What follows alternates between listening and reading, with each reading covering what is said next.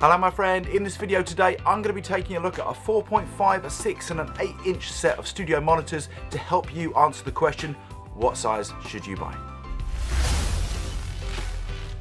So the difficult thing I think about buying a set of studio monitors or deciding what set to buy is that, well, you could go into a music shop. A lot of music stores have dedicated studio monitor listening areas with a whole bunch of different monitors set up so you can A/B them.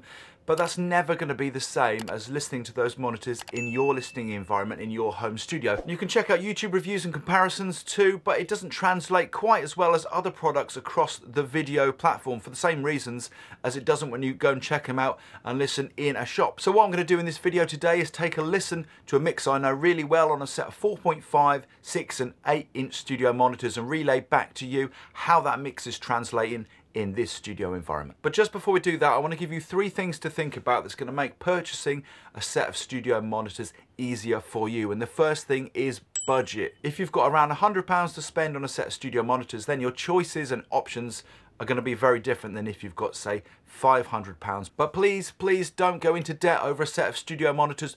Buy the set of studio monitors that you can afford and move forward. Number 2, the size of the home studio monitor that you purchase is determined a lot by the space and the size of the space that you're working in. I've now got this bigger home studio space and I'm using a set of Cali LP8s which are sounding great. But if I was going to be using those in my previous home studio space, they would have been way too big and the sound would have been hard to work with, certainly because I was rammed up in a corner. But secondly, just the size of the things, they wouldn't have fitted in that space. So purchase monitors that are going to work within the space that you work in. Number 3, don't forget acoustic treatment. I get it, buying monitors is exciting. Studio monitors are a fun gear purchase, but don't forget to work into your budget some acoustic treatment, because some good acoustic treatment's going to go a really long way into the performance quality of your home studio monitoring. And just before I take a listen to these monitors, one more top tip. When it comes to buying your home studio monitors, once you've made your purchase,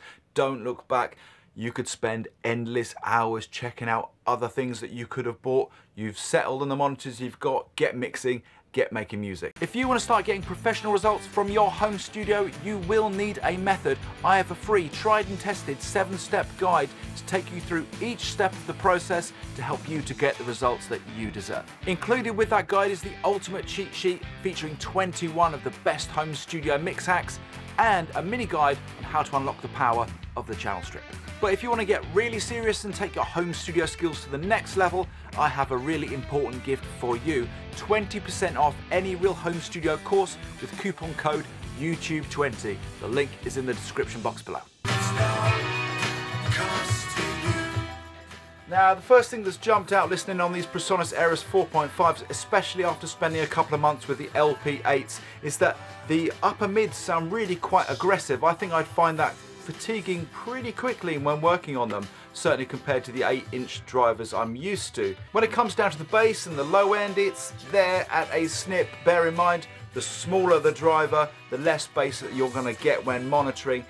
Also bear in mind, if you're on a tight budget and you don't have a set of headphones already, I think you're going to find yourself reaching to have to pay for a set of these pretty quickly to cross-reference that low end and get more accuracy when you're listening to that bass. Overall though, I do still think that the PreSonus Aeris 4.5 is a good value for money if your budget is tight.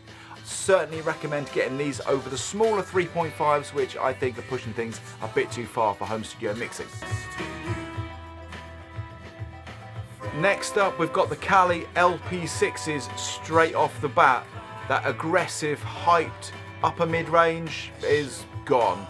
These are a lot less fatiguing, they sound a lot flatter, a lot more professional, overall a lot nicer. And with the bigger driver you get a lot more bass, and because of that the overall sound is less hollow than it was with the PreSonus Aeris 4.5s, but there is a big jump in price. With the Erises you're looking around $150, these are over twice the price at about £350 for the pair. But with more bass, more mid-range detail and overall a tighter, flatter, more professional sound, you'll be able to get great mixes from these LP6s. I think they're awesome value for money. That's why I bought this pair.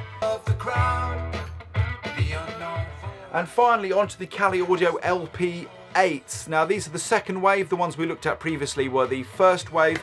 And as you would probably expect from the larger driver, they sound bigger, richer, and fuller. But what I was really surprised about, and I think what you might be surprised about too, is quite how much more open they sound too. The mix sounds less congested. It sounds like there's a lot more space in there to work with. And having done this A/B test today, I'm really genuinely quite surprised. I love the LP6s, but listening to these LP8s in my now larger home studio, they suit it so well. They sound great. To sum up, if you've got the budget of around £300 to £400, then the Cali Audio Lone series studio monitors, I think, are hard to beat. I was actually really quite surprised when A/Bing how much more I preferred the LP8s. So if you've got the budget and the size room to accommodate them, they'd be the ones I'd go for. For those of you with a smaller budget, the PreSonus Aeris 4.5s that I looked at the start of this video come in around £150, but do bear in mind that I would recommend using them in conjunction with a decent set of headphones so you can keep that low end in check. Hope you enjoyed this video today. If you did, please remember to like, subscribe, most importantly, go have yourself a great day.